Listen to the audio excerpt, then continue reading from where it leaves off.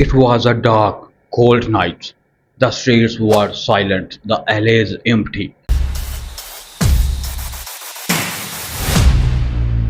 Suddenly, bang, bang, bang, a door was being hammered violently. Inside, a woman and her children screamed in terror. The knocking did not stop.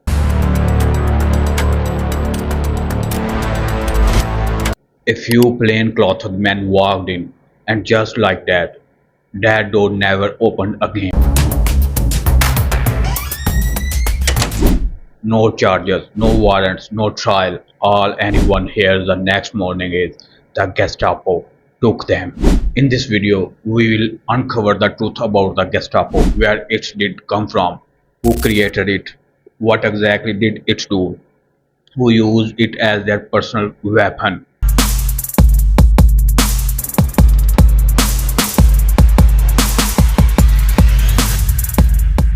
Hey friends, I'm Mohammad Ali Khan. Welcome to Mac Club Global.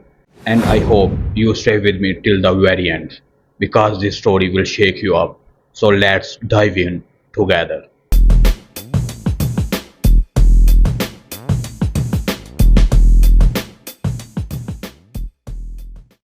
The year was 1933.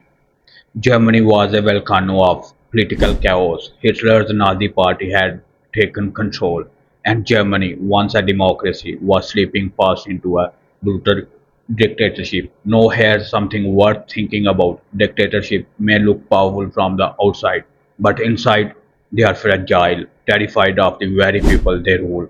Hitler knew that speeches alone would not be enough. He needed control, real control, and for that he needed an institution, not just any institution, but a puppet he could control at will. Eine Stimme ab. Wenn ja, dann bring mir das Volk. He wanted something vicious, something that could crush opposition without blinking, without asking, and so on. On April 26, 1933, a secret state police force was born, Geheime Staatspolizei, which in German means secret state police. Soon the world would come to fear it by one name, Gestapo. It started in Prussia, a region of Germany, founded by Hermann Göring, a top Nazi leader.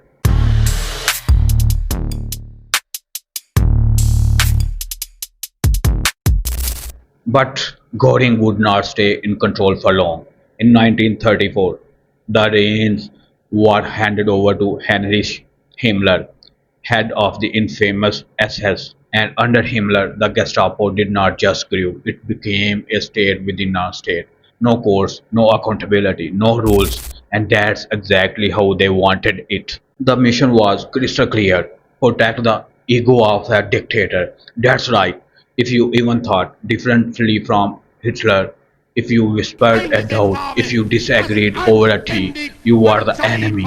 No warrants needed, no trial, no defense. Gestapo could detain anyone based on nothing more than suspicion. And not just detain, they could make people disappear. And when we say disappear, we don't mean metaphorically. We mean gone, vanished, erased.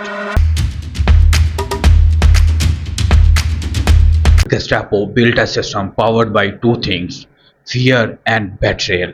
Step 1: a massive web of informants. Every street, every block was filled with people ready to snitch. And these were not spies in trench coats. These were everyday people, your neighbor, your co-worker, and even your kid. Yes, even the children were turned into informants. Say something wrong about Hitler at the dinner table, your kid could report you the next day. Step 2: torture. People who were arrested were taken to secret prisons. There, they were tortured physically and mentally until they confessed, even if they did not do anything. And then, concentration camps. If the Gestapo saw you as a threat to the state, you were sent straight to the hell. Places like Buchenwald, Dachau, Auschwitz.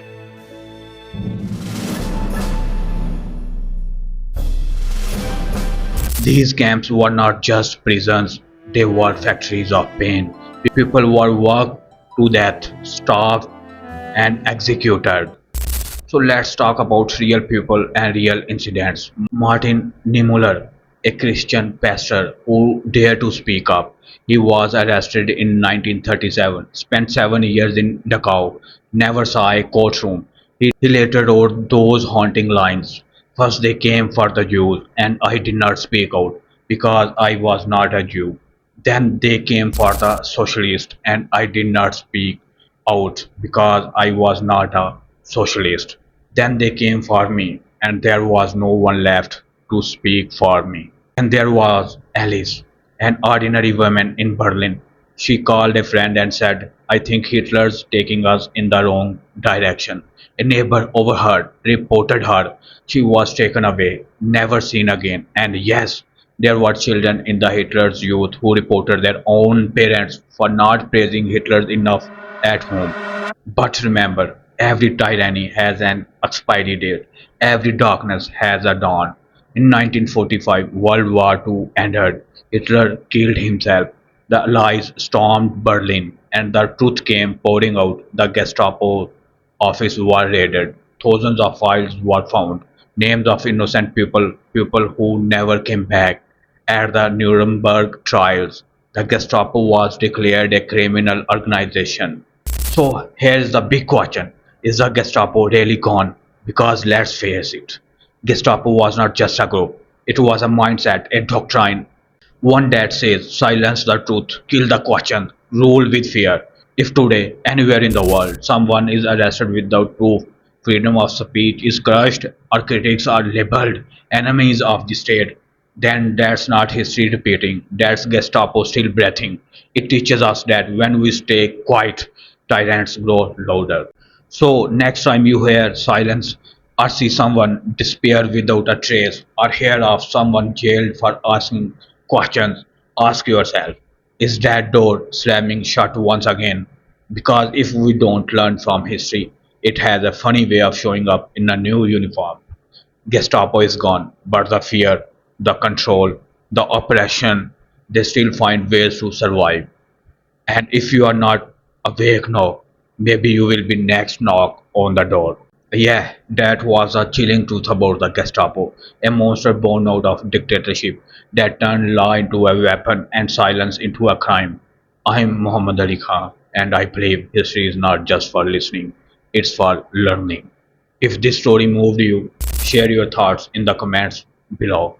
Until next time, stay aware, stay awake, stay human.